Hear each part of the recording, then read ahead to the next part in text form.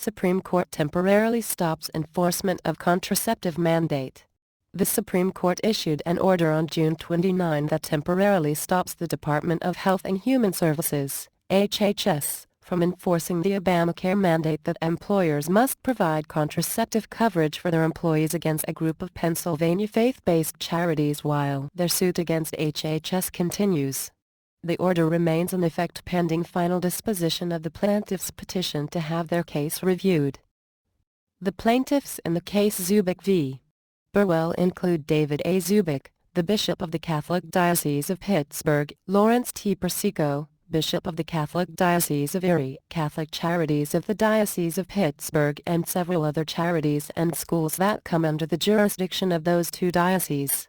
The respondents are Sylvia Mathews Burwell, in her capacity as Secretary of Health and Human Services, et al.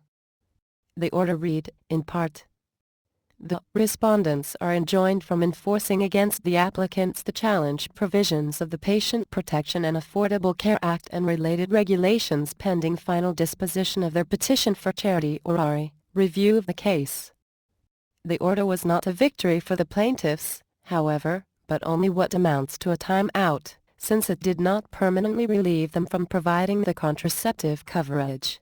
It continued, nothing in this interim order affects the ability of the applicants or their organization's employees to obtain, without cost, the full range of FDA-approved contraceptives. Nor does this order preclude the government from relying on the information provided by the applicants, to the extent it considers it necessary, to facilitate the provision of full contraceptive coverage under the Act. As the Christian Post noted in a June 30 article, Zubik v. Burwell is one of dozens of lawsuits from groups across the nation seeking exemption from the controversial HHS preventive services mandate. The Post reported that a three-judge panel from the Third Circuit Court of Appeals ruled against the plaintiffs in February, arguing that the current mandate requirement that they submit a self-certification form requesting exemption did not represent an undue burden on their religious practices.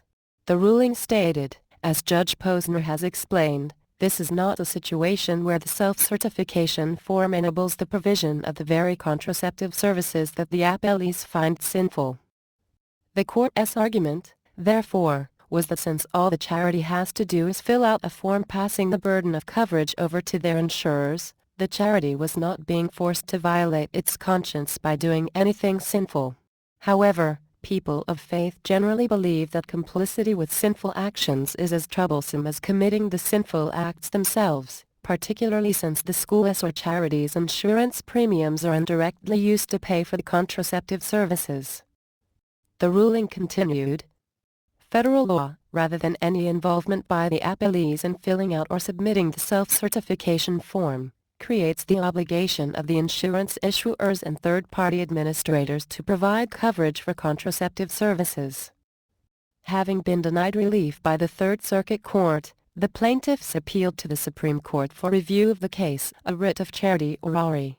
On April 15, Supreme Court Justice Samuel Alito recalled and stayed the Circuit Court's decision.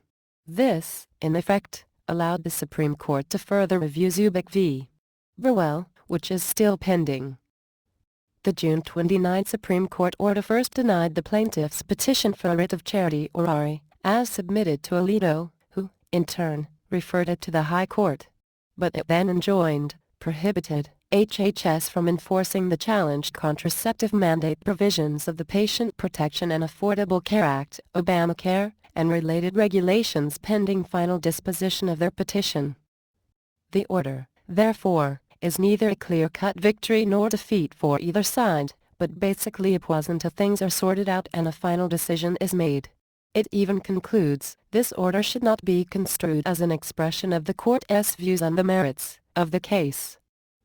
As for how the Supreme Court will eventually rule in the case of Zubik v.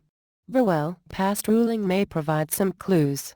In a 5-4 decision last year on June 30, 2014, the court ruled that even some for-profit companies can cite religious convictions to opt out of the contraception mandate that would have required all businesses to provide free contraceptives to their employees. That ruling was issued in favor of two family-held companies, Hobby Lobby and Conestoga Wood Specialties. Shortly after that ruling, on July 3, 2014, the court gave Wheaton College in Illinois temporary emergency relief from the mandate while the Christian College's suit against the Affordable Health Care Act rule is pending in the courts. Though not related to the issue of contraceptive coverage, the Supreme Court's recent ruling in the case of King v. Burwell effectively rewrote the Affordable Care Act in a manner that guaranteed that Obamacare will survive. This is troubling for those institutions which seek to defend themselves from the Act's intrusiveness.